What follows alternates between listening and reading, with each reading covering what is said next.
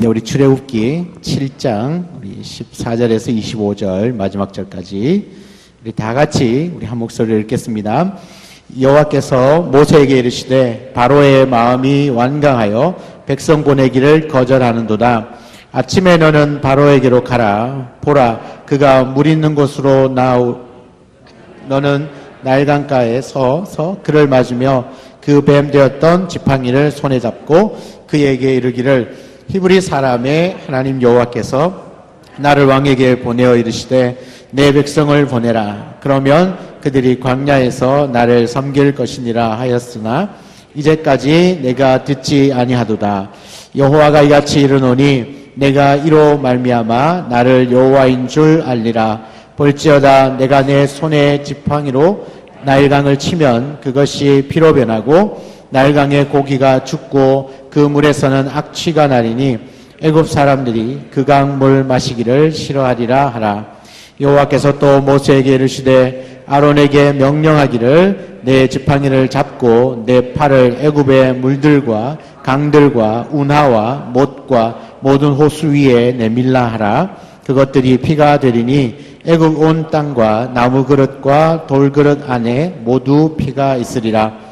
모세와 아론이 여호와께서 명령하신 대로 행하여 바로와 그의 신하의 목전에서 지팡이를 들어 나일강을 치니 그 물이 다 피로 변하고 나일강의 고기가 죽고 그 물에서는 악취가 나니 애굽 사람들이 나일강 물을 마시지 못하며 애굽 온 땅에는 피가 있으니 애굽 요술사들도 자기들의 요술로 그와 같이 행함으로 바로의 마음이 완악하여 그들의 말을 듣지 아니하니 여호와의 말씀과 같더라. 바로가 돌이켜 궁으로 들어가고 그 일에 관심을 가지지도 아니하였고 애굽 사람들은 나일강 물을 마실 수 없으므로 나일강가를 두루 펴서 마실 물을 구하였더라. 여호와께서 나일강을 치신 후 이래가 지나니라. 아멘. 아멘. 한 주간 평안하셨습니까? 네. 우리 명절도 잘 보내고 오셨죠? 네, 이럴 줄 알았습니다. 명절 지나고 나면 아무래도 사람들 마음이 많이 흐트러지기 때문에 그래도 많이 오셨네요. 우리 옆에 한 분 인사 나오겠습니다. 잘 오셨습니다. 우리 집사님, 장로님, 권사님이 기도의 용사이십니다. 그렇게 인사하겠습니다. 기도의 용사이십니다. 너무 많이 놀아서 피곤하시죠? 원래 많이 놀면 더 피곤한데. 우리 말씀 듣기 전에 찬양 하나 하겠습니다. 예수는 나의 힘이요.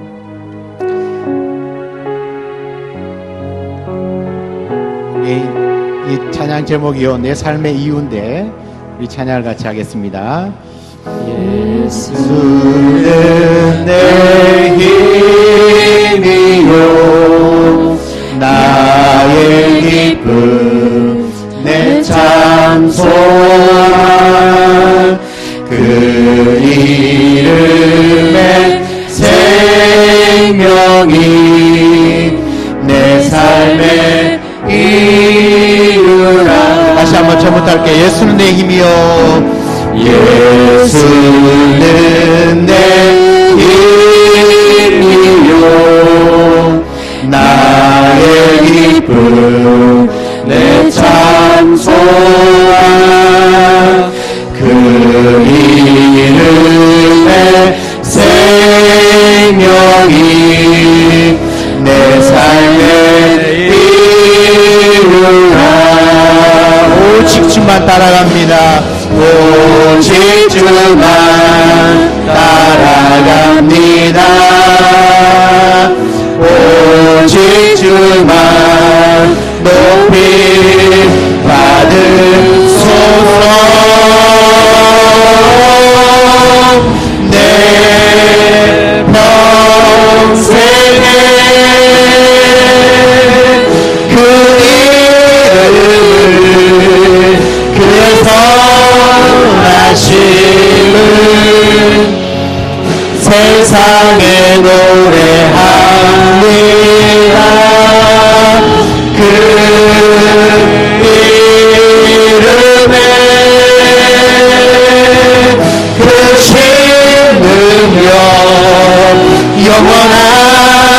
생명이 내 삶의 이유라. 내가 사나 죽으나 내가 사나 죽으나 그 이름을 위하여 내 모든 것 드리니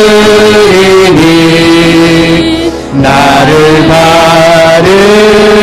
바르소서. 아멘. 오직 주만 따라갑니다. 오직 주만 따라갑니다. 오직 주만 높이 받으소서. 내 평생에 그 이름을 그의 선하심을 세상에 노래합니다. 그 이름에 크신 능력 영원한 생명이 내 삶의 이유라. 오직 주만 따라갑니다. 오직 주만 따라갑니다. 오직 주만 높이 받으소서. 내 평생에 그 이름을 그의 선하심을 세상에 노래합니다. 그 이름에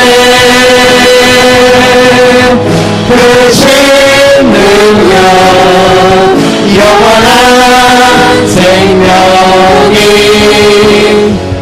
내 삶의 이유라. 내 평생에 내 평생에 그 이름을 그의 선하심을 세상에 노래합니다. 그 이름에 크신 능력 영원한 생명이 내 삶의 이유라. 아멘. 아멘. 우리 하나님께 박수로 영광 올려드리겠습니다. 처음 불러보는 건가요? 아, 그래도 잘하시네요. 그죠? 처음 하시는 이 정도면 아주 잘하시는 건데, 음악적 감각이 탁월하십니다. 너무너무 잘하시네요. 찬양 너무너무 괜찮죠? 은혜스러운 찬양인데, 우리가 앞으로 계속해서 우리 찬양을 통해서 그 은혜를 받으면 좋겠습니다. 우리 금요기도의 시간에는 여러분 특별하게 하나님 앞에 예물을 드리면서 그렇게 기도하고 하면 좋겠는데, 특별히 우리 감사의 제목들, 기도의 제목들 있으시면 언제라도 기록하셔서 헌금하시면 같이 기도할 수 있고요. 오늘 나중에 말씀 듣고 기도할 때 이제 그 긴급 기도 제목을 가지고 기도할 건데, 기도가 꼭 필요하신 분이 계시면 우리 전사님한테 메모해서 주시면 우리 이 금요기도 시간에 우리 성도들을 위해서 집중해서 기도하는 시간들을 갖도록 하겠습니다. 그래서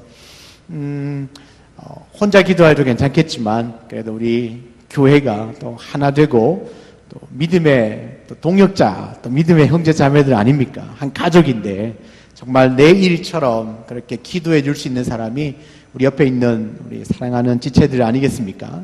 그래서 혹시나 꼭 기도가 필요한 기도의 제목들이 있으면 우리 감사헌금을 써서 내셔도 되고 아니면 우리 전사님한테 써서 주시면 우리 이 시간에 말씀 듣고 같이 합심해서 그렇게 기도하는 시간을 갖도록 하겠습니다. 자, 오늘 이 말씀을 가지고 함께 또 은혜를 나누도록 하겠습니다. 오늘 제목은 은혜를 아는 사람들이라고 하는 제목으로 우리 하나님의 말씀을 함께 나누도록 하겠습니다.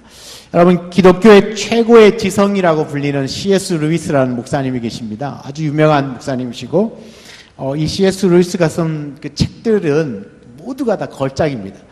여러분, 기회가 되시면 이 C.S. 루이스 목사님의 책을 한번 어떤 책이든지 한번 사서 보시면 아마 큰 은혜가 될 겁니다. 너무너무 좋은, 그냥 이분은 썼다 하면 거의 베스트셀러가 될 만큼 좋은 책들이 많은데요.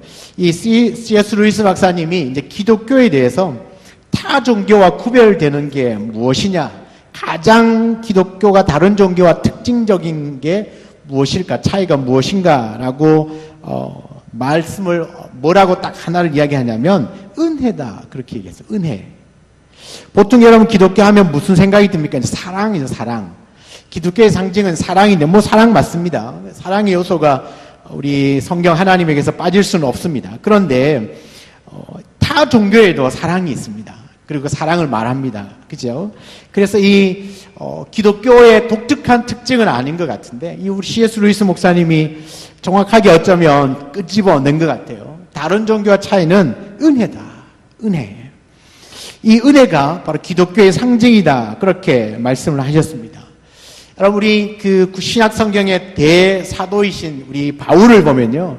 바울은 자신의 정체성을 말할 때 나의 나된 것은 오직 하나님의 은혜다.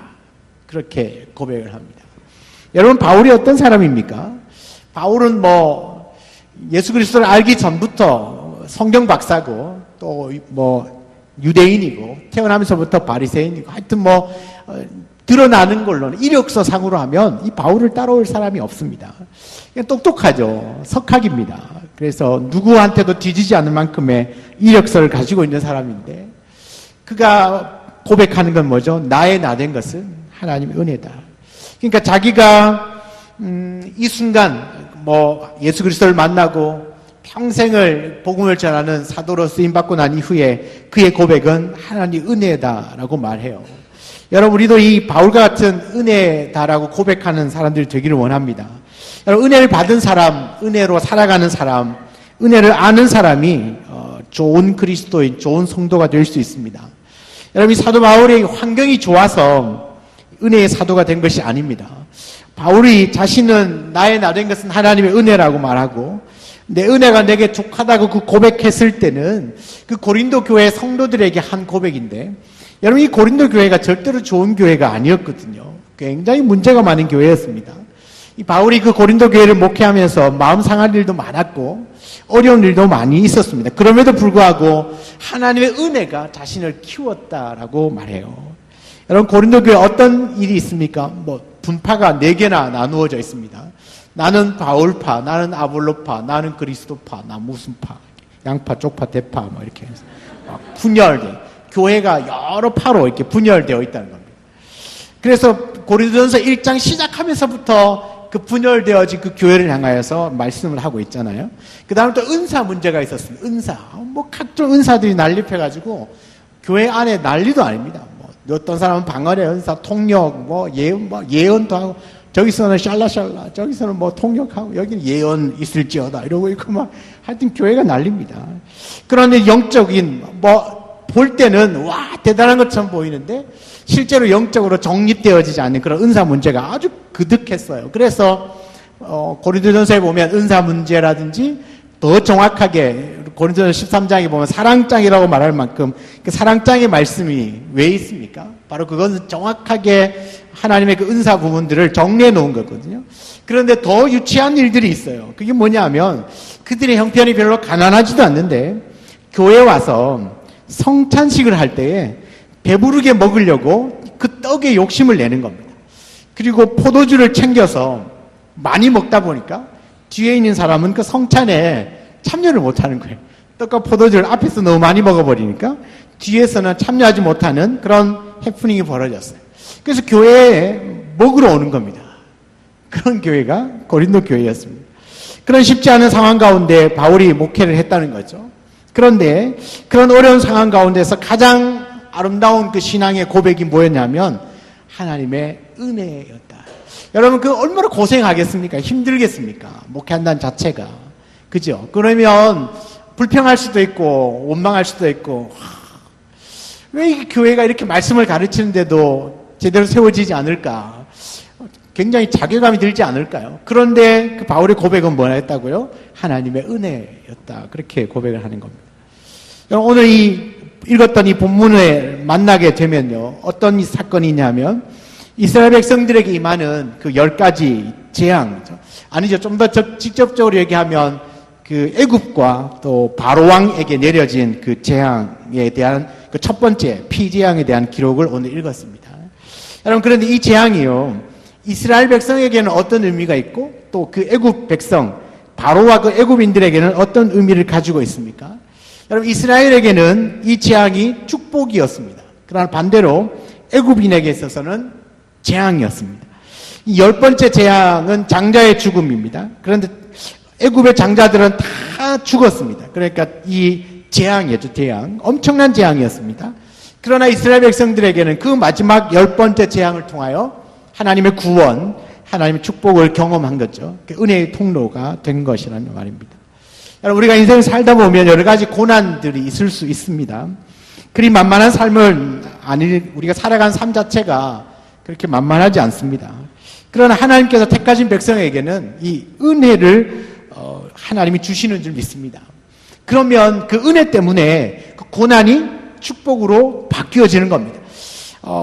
그 모든 똑같은 상황을 경험하지만 은혜가 없는 사람은 그것이 고난이어서 너무너무 힘들게 그 고난 때문에 쓰러지지만, 은혜가 있는 사람들은 그 고난 중에서 다시 하나님을 보고 일어설 수 있게 된다는 거죠. 오히려 그 고난을 통하여 하나님을 만나게 된다는 사실입니다.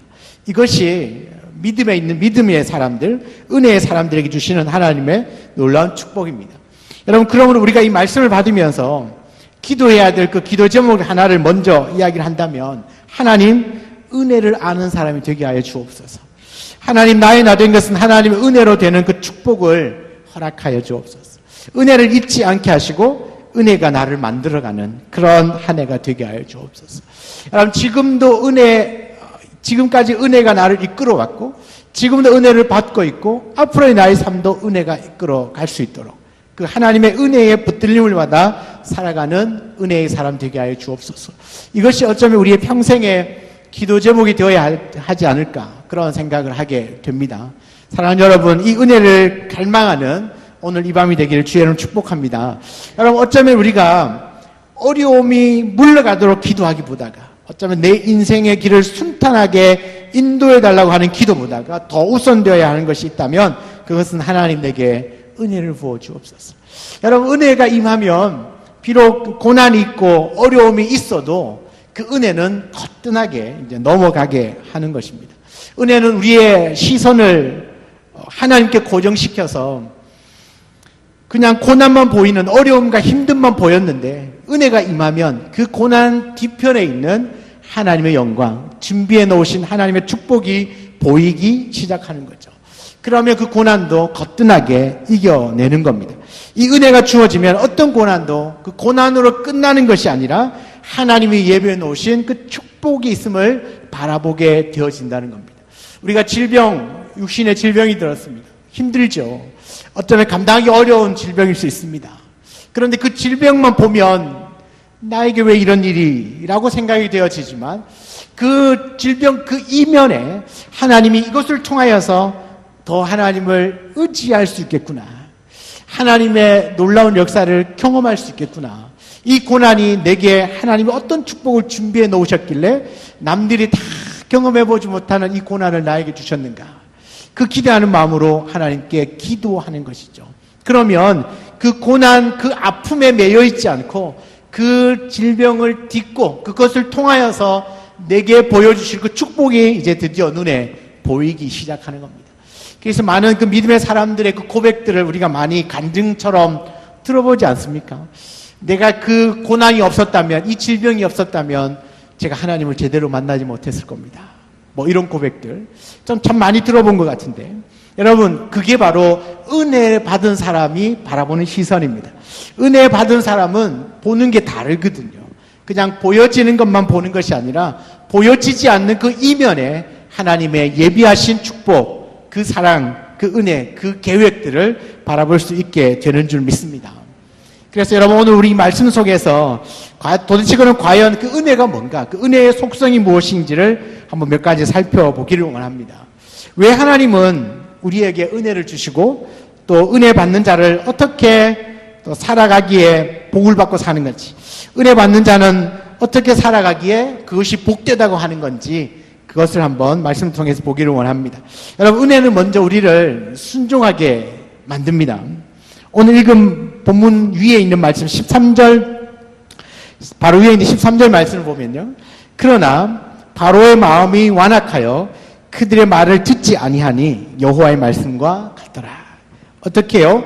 마음이 완악하여서 그들의 말을 듣지 아니하니 여호와의 말씀과 같다. 마음이 완악해서 모세의 말을 듣지 않았다는 거죠. 23절에도 보면 바로가 돌이켜 궁으로 들어가고 그 일에 관심을 가지지도 아니하였고 라고 얘기합니다. 여러분, 지금 하나님의 은혜를 모르는 사람은 고난이 오면 더더욱 마음이 어떻게 완악해집니다. 은혜를 모르는 사람은 고난이 오면 마음이 더 완악해집니다. 그 고난을 통해 주신 하나님의 은혜를 깨닫지 못하는 겁니다. 오히려 그 고난으로 인하여서 마음이 더 완악해지고 오히려 순종하지 않는다는 이야기입니다. 그러나 그 은혜를 아는 사람은 그 고난으로 인해서 하나님의 축복을 기대하게 되는 줄 믿습니다.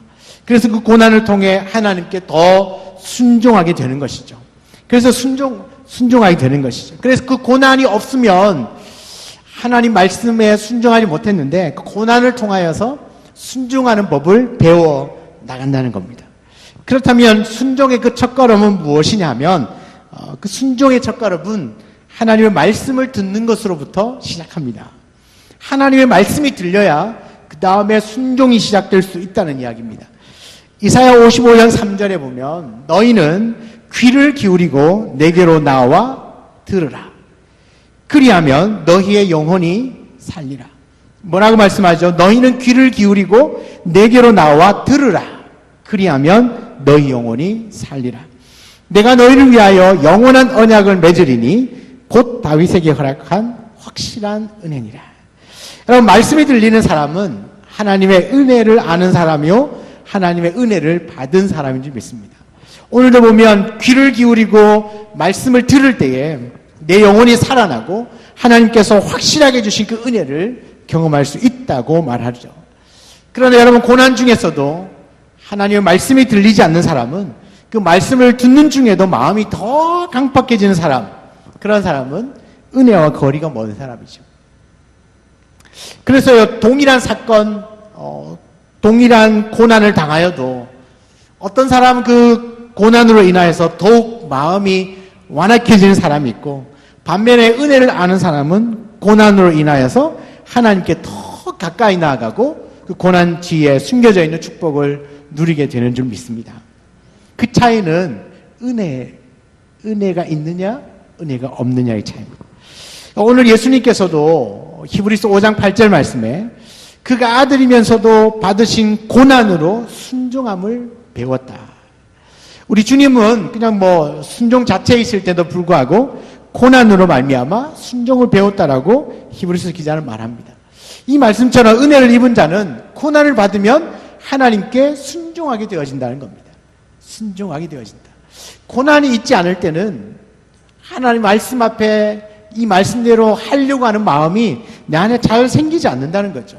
그런데 그 고난으로 말미암아 내가 하나님의 말씀에 귀를 기울이게 되고 그 말씀이 들려오면 순종하게 되어 있다는 겁니다. 그러면 모든 고난의 위기가 축복으로 바뀌어지는 겁니다. 축복으로 바뀌어지는 것이죠. 여러분 어떻습니까? 여러분이 어려워지면 하나님 말씀이 더 사모되어지고 하나님 말씀이 더 새로워지고 하나님 말씀의 은혜가 되십니까? 내가 지금 어떤 고난이나 힘든 상황을 겪게 되면 하나님 말씀을 더 들어야지, 하나님의 은혜를 더 사모해야지, 내가 이럴 때일수록 하나님께 더 기도해야지라는 마음이 들어오시냐는 겁니다. 만약에 그 마음이 들어오시면 여러분 지금 은혜 아래에 있는 겁니다. 여러분, 우리가 어려움이 다가올 때마다 우리가 말씀의 귀를 기울이고 하나님 말씀 앞에 순종하기를, 배워나가기를 주의 이름으로 축복합니다. 그래서 여러분, 순종의 그 기적을 통하여서 여러분의 인생에 그 반전이 일어나기를 원하는 겁니다. 여러분, 우리가 말씀 앞에 순종하기만 하면 아무리 어려워도 반전, 역전이 일어나는 거거든요. 근데 그 시작점은 말씀이 들려진 말씀 앞에 순종하면 역전이 일어나는 겁니다. 그러니까 우리를 순종하게 하시는 고난을 통하여 우리를 순종케 하시는데, 우리가 그 말씀에 어떻게 순종할 수 있을까를 한번 생각을 해보면, 먼저 내 귀에 주의 말씀이 들리는가 들리지 않는가의 문제입니다. 지금 제가 말하는 거 다 들리잖아요, 그죠? 이렇게 들리는 거 말고 그 말씀 하나가 내 마음의 심장을 딱 꽂아서, 내가 그렇게 한번 해봐야 되겠구나, 살아봐야 되겠구나, 순종해야 되겠구나 라고 하는 마음이 들어와야 된다는 것이죠. 여러분, 오늘 이 본문의 말씀처럼 10가지 재앙이 그 애굽에 일어났지만 이스라엘에게는 구원이 되었다는 사실을 기억하셔야 됩니다. 우리에게 당하는 또 여러 사람들이 다 겪을 수 있는 고난이지만, 어떤 사람에게는 그것이 재앙이지만 어떤 사람에게는 그것이 축복이 된다는 거죠. 그러면 이 재앙과 축복에 가장 확실하게 바뀌어지는 구분점은 은혜라고 하는 겁니다.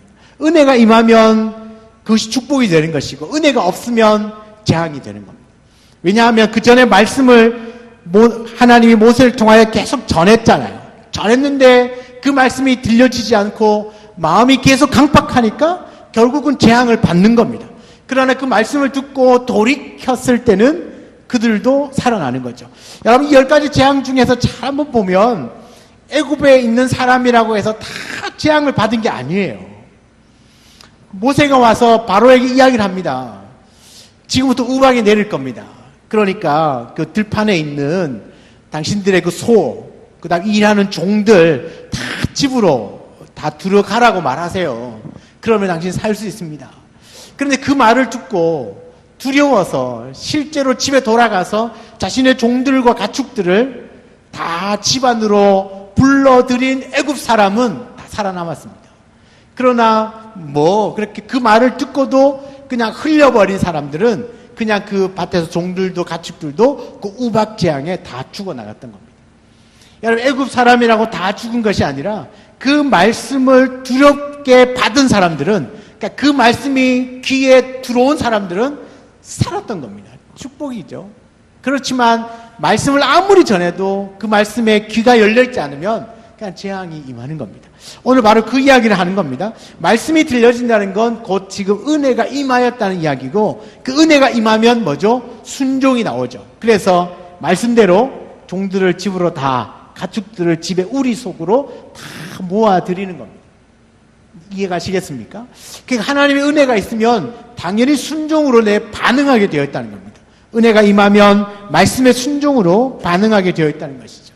그래서 똑같은 10가지 재앙이지만 그 말씀을 듣지 못하는 자들은 재앙이었고 듣는 자들은 구원이었다고 하는 겁니다. 여러분, 이 사실을 기억한다면, 비록 우리가 고난 가운데 있지만 그 고난을 통하여서 우리는 하나님의 구원의 은혜를 경험할 수 있습니다. 하나님이 함께 하시고 하나님의 사랑을 경험할 수 있다는 이야기죠. 여러분, 그러므로 은혜를 아는 사람은 순종의 사람입니다. 순종의 사람은 말씀을 들을 수 있는 귀가 열려있는 사람입니다. 그래서 어떤 상황 가운데서라도 우리의 영혼에 말씀이 들을 수 있는 귀만 열려있으면 언제든지 그 은혜는 임하게 되어 있습니다. 왜냐하면 그 들리는 말씀을 붙들고 순종의 자리에 나아가기 때문에 그렇습니다. 하나님의 백성들, 은혜 받은 사람들의 특징이 바로 여기에 있어요. 어려움을 당하면 이거 어떡하나 끙끙거리는 것이 아니라 말씀을 들으려고 하나님 앞에 나오죠. 왜요? 그 말씀을 듣고 그 말씀대로 순종할 때 고난을 견뎌낼 수 있기 때문에 그렇습니다. 우리가 살면서 어려움들은 누구나 다 당하는 것이지만 그 어려움을 이길 수 있는 방법은 말씀 안에 있어요. 다른 데 있는 것이 아니라 우리의 경험이나 누군가의 상담이나 조언이 아니라 말씀 안에 있거든요. 하나님께서 말씀으로 다 우리에게 말씀해 주셨기 때문에 그 말씀을 붙들고 그렇게 순종해 나가면 그 어떠한 고난들도 거뜬하게 이겨내는 줄 믿습니다. 우리가 그 어려운 상황 가운데서도 어려운 상황만 보는 것이 아니라 하나님의 말씀을 듣고 그 말씀에 순종함으로 우리에게 있는 어려운 고난들도 거뜬하게 이겨낼 수 있는 저와 여러분 되기를 주의 이름 축복합니다. 두 번째는요, 이 은혜의 속성은 믿음입니다. 믿음. 은혜의 속성은 믿음인데요. 이 말이 무슨 말이냐면 은혜는 그 고난 중에서 우리의 믿음을 가르쳐줘요. 다시 말하면 은혜 받은 사람은 고난을 받으면 받을수록 믿음이 커져가는 것입니다. 이거 이해하십니까? 은혜 받은 사람들은 고난을 받으면 받을수록 믿음이 커져가요. 믿음이 생기고 믿음이 자라고 믿음 안에서 살려고 노력합니다. 여러분, 오늘 재앙의 그 출발점은 출애굽기 5장 2절인데요. 바로가 이르되 여호와가 누구이기에 내가 그의 목소리를 듣고 이스라엘을 보내겠느냐. 나는 여호와를 알지 못하니 이스라엘을 보내지 아니하리라. 그리고 이 재앙의 목적을 17절 말씀에 이렇게 또 씁니다. 여호와가 이같이 이르노니 내가 이로 말미암아 나를 여호와인 줄 알리라. 여러분, 처음에는 뭐죠? 내가 여호와를 알지 못한다. 그런데 그 재앙을 통하여서 뭐죠? 여호와인 줄 알게 할 것이다. 여호와인 줄 알게 할 것이다. 그러니까 그들이 당하는 그 재앙이 결국은 하나님을 알게 하기 위하여 내려진 재앙이라는 이야기죠. 여러분, 그러면 그 재앙, 그 재앙이 재앙으로 끝납니까? 아니죠. 그 재앙을 통하여서 누구를 알아가죠? 하나님을 알아가는 겁니다. 그러면 그것은 세상 그 어떤 것과도 바꿀 수 없는 놀라운 축복이죠. 여러분, 이 재앙의 시작은 하나님을 모르는 그 애국 왕 때문에 시작되어졌습니다. 그리고 그 재앙의 목적이 하나님, 그분이 하나님이 여호와라는 것을 믿게 하기 위해서 내려진 재앙입니다. 사랑하는 여러분, 우리의 신앙이 언제 자랍니까? 고난을 통하여 자랍니다. 내가 감당할 수 없는 그 상황에 가서야 하나님의 도우심을 구하거든요. 그 감당할 수 없는 상황을 하나님께서 대신 감당해 주시면서 나의 믿음을 키워 나가는 거죠. 우리가 평탄할 때는 하나님을 잘 안 찾습니다. 그러니까 믿음이 잘 안 자라는 거죠. 그런데 갑자기 어려움을 당하면 은혜 받은 사람들은 하나님을 나와서 기도하기 시작합니다. 어떻게든 누구 믿음의 옆에 있는 사람들에게 기도해달라고 기도 요청을 합니다. 그래서 뭐 간절히 기도하죠. 그래서 그 문제가 해결되어지면 또다시 세상으로 나가죠. 이게 평탄할 때는 하나님을 잘 찾지 않아요. 그러니까 믿음이 흐지부지하다는 거죠. 그러나 고난이 오면, 어려움을 닥치면 그제서야 다시 우리가 잊어버렸던 믿음을 끄집어내기 시작하는 겁니다. 지푸라기라도 잡는 심정으로 하나님 앞에 매달리기 시작하는 거죠. 여러분, 그러면 그 고난이 우리에게 아무 쓸데 없습니까? 없었으면 좋겠습니까? 아니요. 하나님은 정말 사랑하는 그 자에게 믿음을 키워주기 위해서라도 고난을 주실 수가 있어요. 그래서 우리가 닥치는 그 고난이 내 실수로 물론 다 주어진 건 아니지만 우리가 내 실수도 있을 수 있고 또 내가 원하지 않는 것, 예기치 않게끔 닥쳐지는 고난도 있을 겁니다. 그러나 그것이 어떤 것이든 간에 관계없이 그 고난을 통하여서 하나님이 뭘 하신다고요? 나의 믿음을 키워가시겠구나.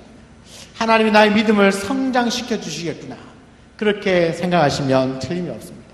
은혜 받은 사람들은 하나님 나를 믿음을 키우시겠구나라고 하는 그 생각이 먼저 들어오게 된다는 것이죠. 그래서 이제는 내가 산 것이 아니라 내 안에 그리스도께서 사신다고 하는 것, 그것을 바로 고난을 통하여 내가 경험하게 되는 겁니다. 여러분, 출애굽기 7장 우리 4절과 5절 말씀에 보면요, 바로가 너희의 말을 듣지 아니할 터인즉 내가 내 손을 애굽에 뻗쳐 여러 큰 심판을 내리고 내 군대 내 백성 이스라엘 자손을 그 땅에서 인도하여 낼지라.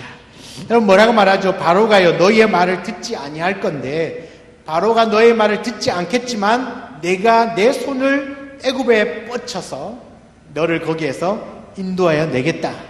뭡니까? 하나님 하시겠다는 말입니다. 하나님 하시겠다. 내가 아무리 재앙을 내려도 바로는 듣지 않을 건데, 그렇지만 내가 그 애굽에 내 손을 뻗어가지고 너희들 그 고난과 재앙 가운데서 내가 건져 줄 거야라고 말씀하고 있는 거죠. 고난의 시간은요, 여러분 내가 일하는 시간이 아니라 하나님이 일하는 시간입니다. 하나님께서 그 고난의 시간에 역사하시는 것이죠. 그러니까 우리가 고난과 어려움이 있을 때 하나님이 일하실 수 있도록 그분께 맡겨드리는 것이 필요합니다. 그 고난의 시간에는 반드시 기도해야 합니다. 하나님께 기도로 맡겨드려야 왜요? 그래야 그 고난을 통하여 하나님이 일하시는 거죠. 구원의 역사를 일으켜 주시는 거죠. 여러분, 기도는 내 손으로 할 수 없다는 것을 인정하는 겁니다. 나의 힘으로는 이 어려움을 이겨낼 수 있다, 이겨낼 수 없다라고 인정하는 행위가 기도하는 겁니다. 하나님, 내가 내 인생을 멋지게 살고 싶은데 내 능력으로는 살 수 없다고 인정하는 것이 기도하는 겁니다. 그러면 그 기도 시간에 하나님께서 역사하시는 거죠. 하나님께서 내 손과 발이 되셔서 그 고난의 길을 걷고 있다 할지라도 친히 주님께서 그 길을 인도해 주실 것을 믿기 때문에 기도하는 겁니다. 여러분, 은혜 받은 사람은 고난을 받으면 받을수록 더 기도하게 되어 있습니다. 은혜를 받는 사람은 고난을 당하면 하나님께 기도로 맡기게 된다는 겁니다. 여러분, 믿음이 있는 자는 맡길 수 있고요, 믿음이 없으면 맡길 수가 없습니다. 그러므로 은혜를 아는 사람은 믿음을 통하여서 하나님께 맡기는 훈련을 해야 합니다.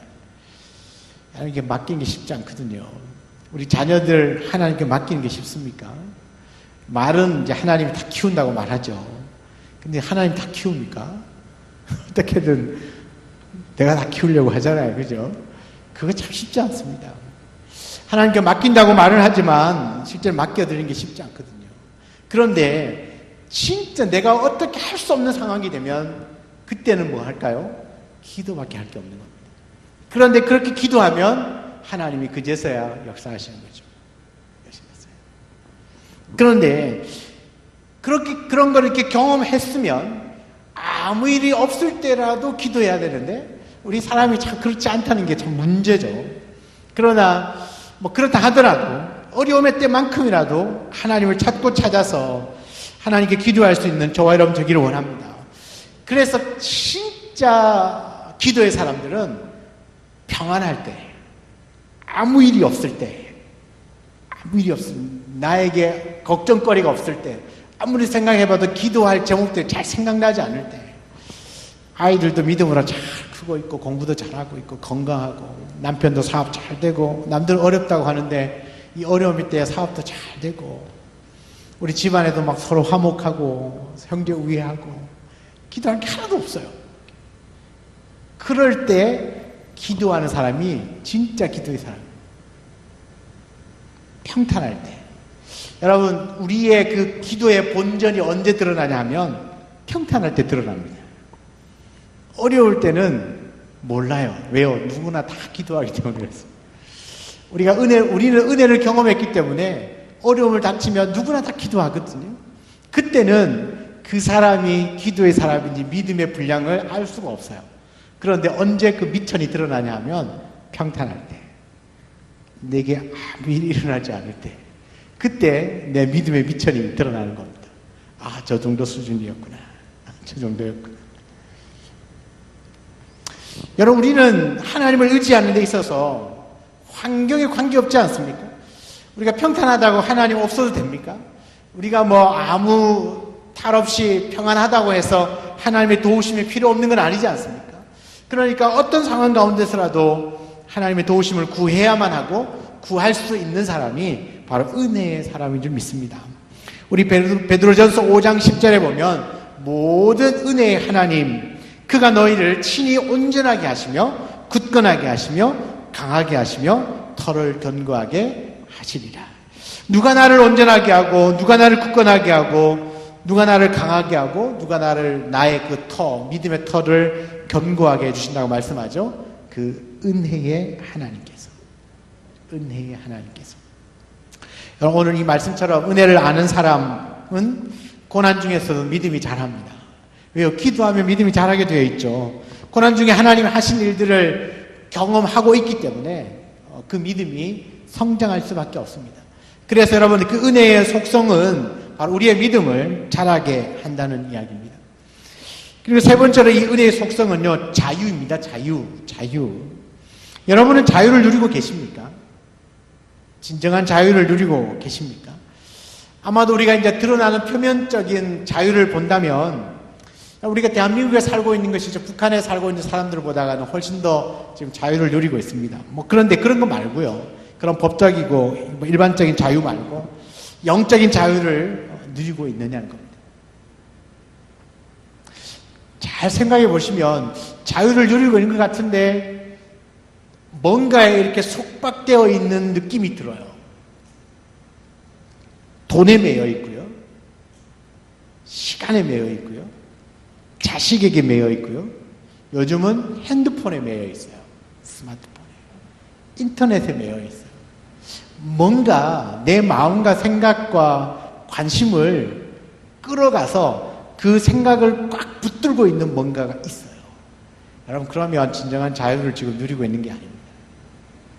나는 자유를 누리고 있고 자유를 노래하고 있지만 실제로 내가 지금 관심이 있고 내 생각을 붙들고 있는 게 있다고요.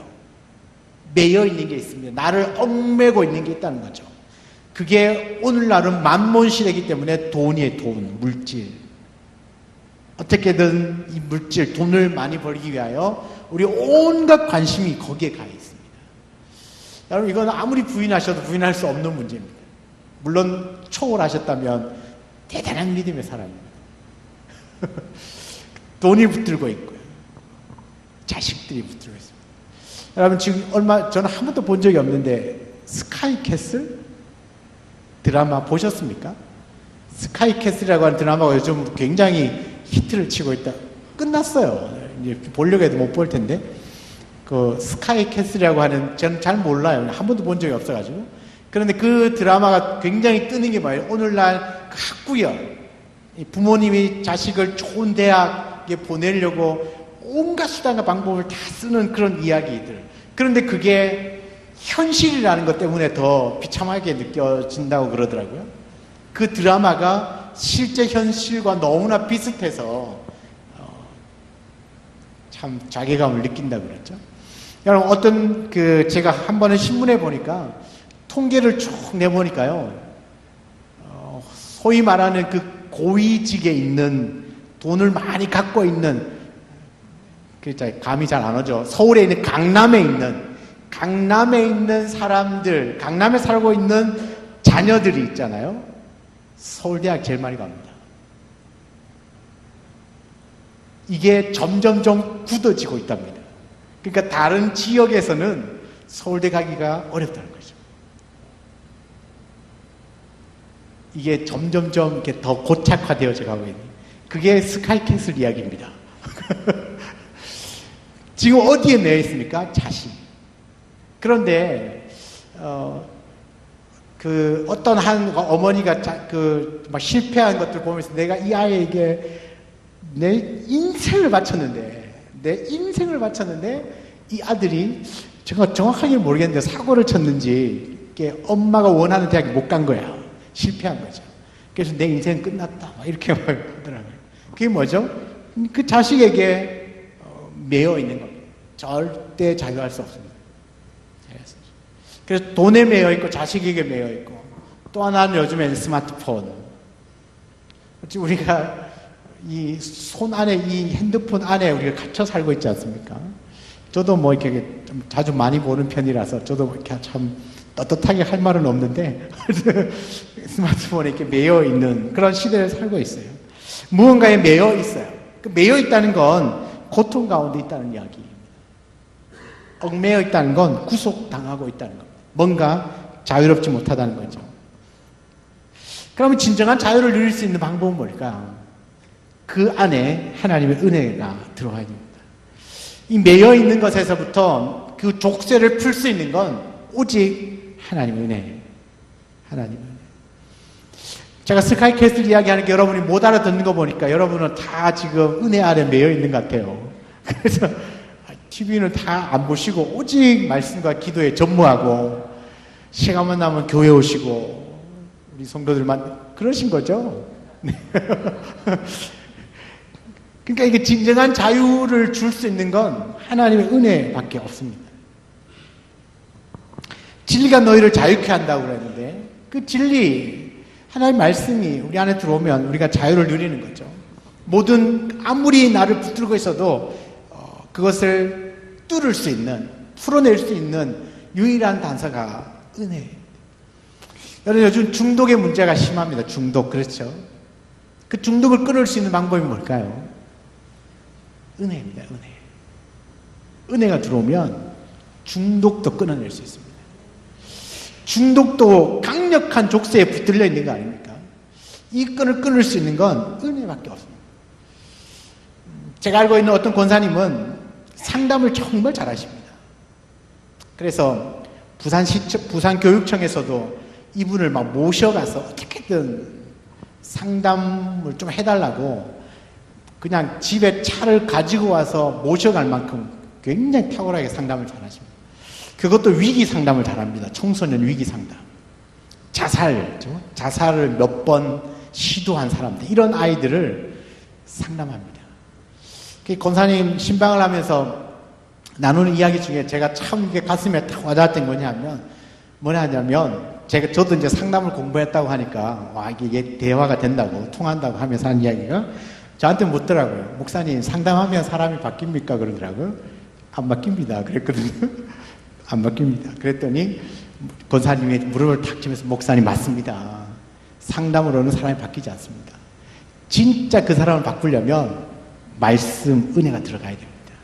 그래서 그 권사님과 상담을 하려면 내가 교회를 다니든 안 다니든 관계없이 무조건 권사님과 성경 공부를 해야 됩니다.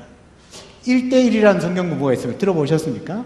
1대1이라고 하는 성경 공부 교재가 있습니다. 이 1대1이 한 14주, 16주 정도 됩니다. 이 책을 다 공부하려면. 그래서 이 아이가 이 권사님과 상담을 하려면 상담과 동시에 1대1 성경 공부를 16주를 해야 되는 겁니다. 16주면 4달입니다. 4달. 4달 동안 권사님을 만나면서 상담도 하고 성경 공부를 해야 됩니다. 이거 오케이 하지 않으면 상담 안 해줍니다. 왜 그렇게 하냐면 산 사람을 변화시키고 바꿀 수 있는 건, 고난 가운데 있고 위기 가운데 있는 사람을 진짜 바꿀 수 있는 건 하나님의 은혜만이 가능하다. 그 은혜는 말씀을 통하여 주어지는 것이기 때문에. 그래서 권사님 거기에 대한 확신을 가지고 교육청에 와서 뭐라 얘기를 해도 성경 공부 안 하면 저는 상담 안 합니다.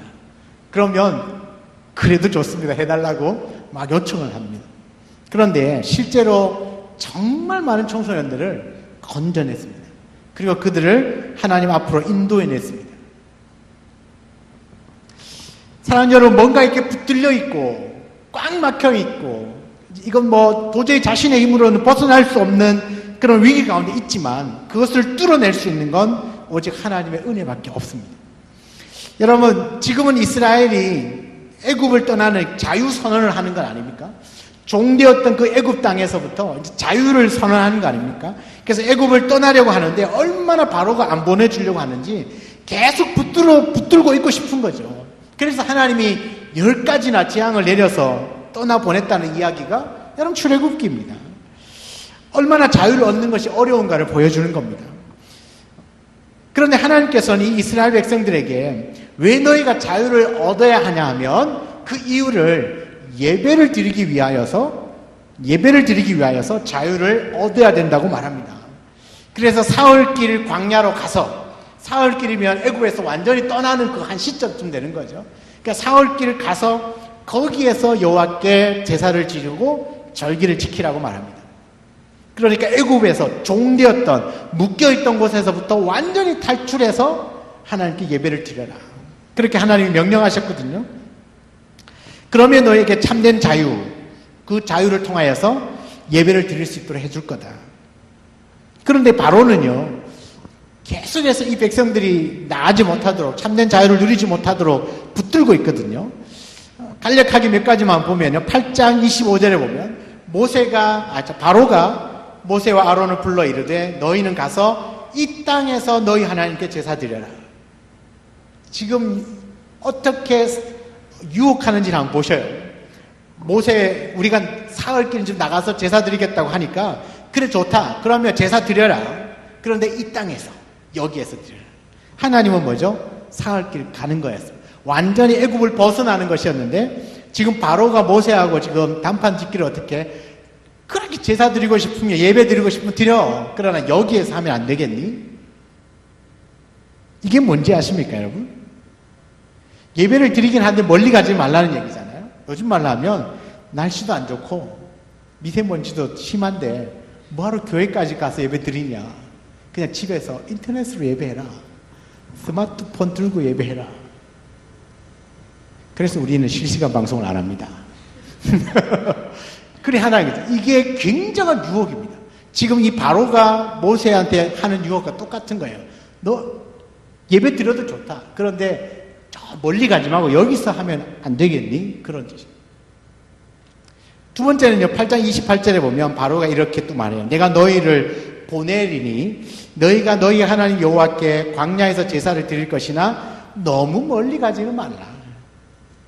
그래 좋다. 그럼 너 광야 가. 그런데 너무 멀리 가지는 말라는 거죠.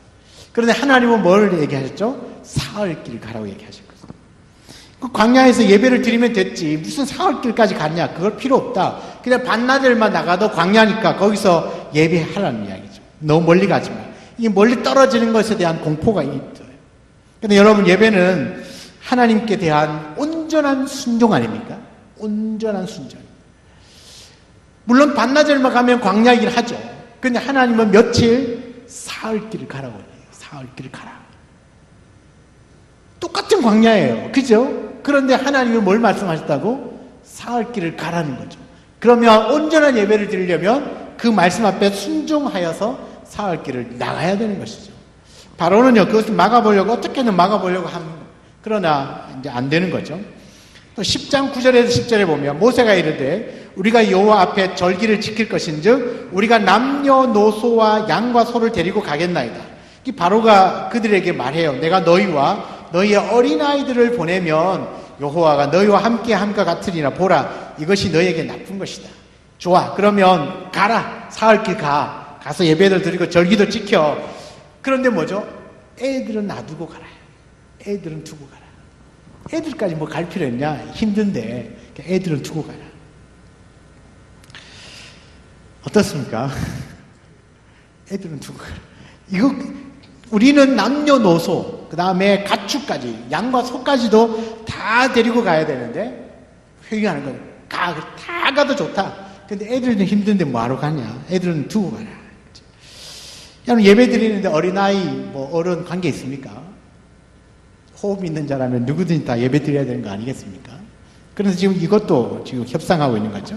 마지막으로 10장 24절에 보면 바로가 모세를 불러서 이렇게 말합니다. 여호와를 섬기되 너희의 양과 소는 머물러 두고 너희의 어린 것들은 너희와 함께 가라. 그러면 애들 다 데리고 가라. 그 대신에 양하고 소는 좀 놔두고 가라. 재물을 놔두라는 겁니다. 여러분, 그런데 구약의 제사에서 반드시 재물이 필요하지 않습니까? 지금 하나하나를 잘 보시면 예배를 드리는데 계속 하나씩 뭔가를 자꾸 뺍니다. 협상을 하는 거죠. 그렇게 계속 우리를 유혹하는 거죠. 예물을 드리는데 뭘 재물을 두고 하냐. 이 오늘날을 말하면 뭐죠? 야, 헌금 안 해도 된다. 예배 잘 드리면 되지. 뭐 또 헌금하냐? 하나님은 마음을 받으신다. 마음을. 헌금 안 드려도 된다. 뭐 그렇게 얘기를 하는 거죠. 여러분, 이 구약의 제사에 재물이 반드시 필요함에도 불구하고 오늘날 예배도 마찬가지인데 필요함에도 불구하고 그렇게 하지 말라고 지금 유혹하는 겁니다. 그러니까 여러분, 내 마음의 바로가요, 끊임없이 예배를 방해하고 온전한 예배를 드리지 못하게 해요.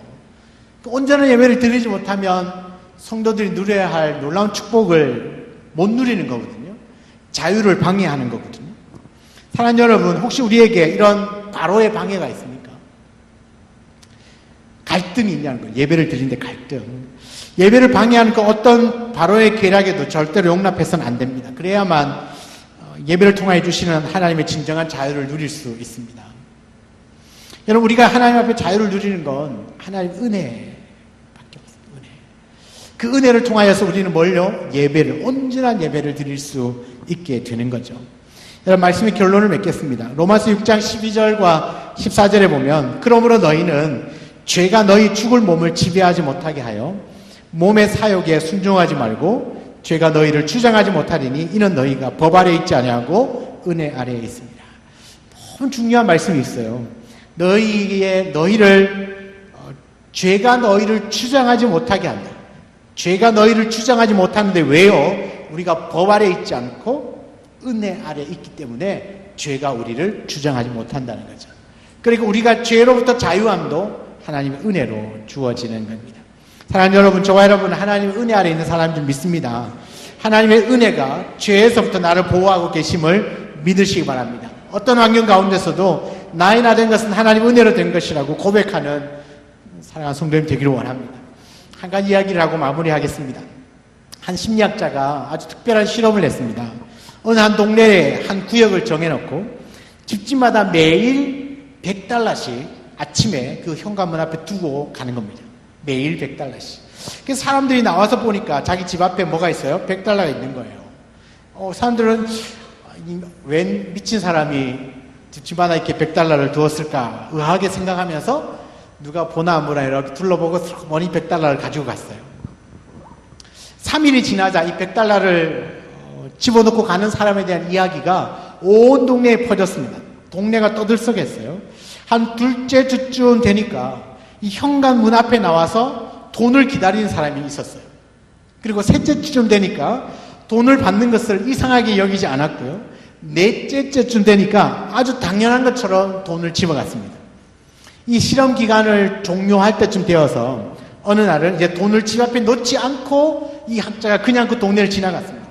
그랬더니 사람들이 나와서 불쾌하게 손가락질하면서 왜 오늘은 돈을 주고 가지 않냐고 그렇게 고래고래 소리를 질렀다고 그래요.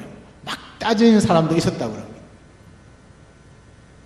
여러분, 지금 이 한 달 동안 매일같이 $100의 돈을 받았는데 자기들이 뭔가를 하고 받은 거 아니잖아요.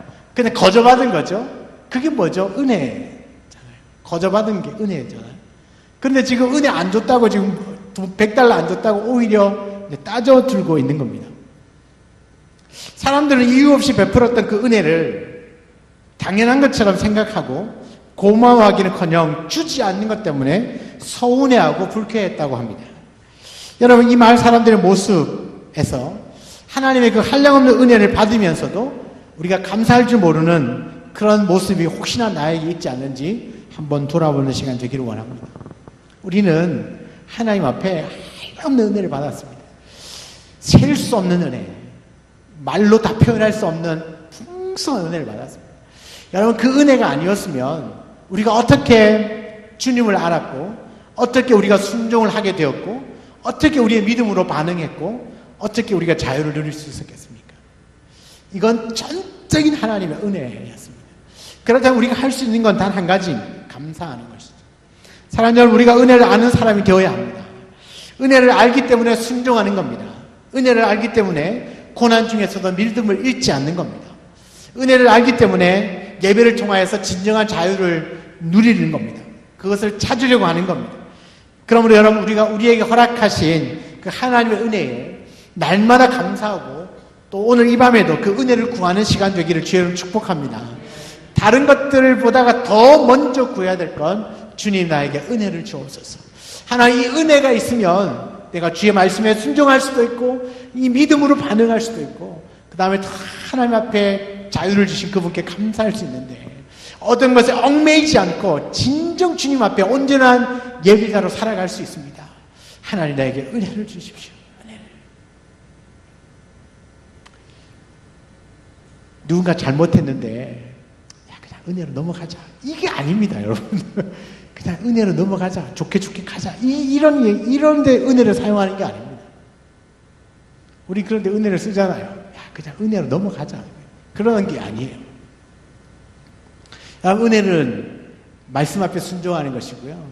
은혜는 믿음으로 반응하는 것이고요. 은혜는 온전히 하나님 앞에 예배를 드리는, 내가 얽매이고 붙들려 있는 것으로부터 자유함을 얻어서 온전히 하나님 앞에 예배를 드리도록 하는 것이 은혜입니다.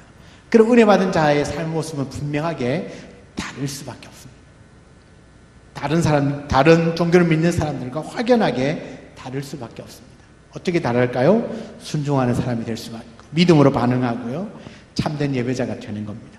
오늘 이 시간에도 하나님의 그 큰 은혜를 구하고, 정말 그 은혜를 받고 은혜의 이끌림을 받아 살고 그 은혜로 나를 평생 붙들어 주시고 이끌어 달라고 기도하는 우리 이 밤이 되기를 주의 이름으로 축원합니다.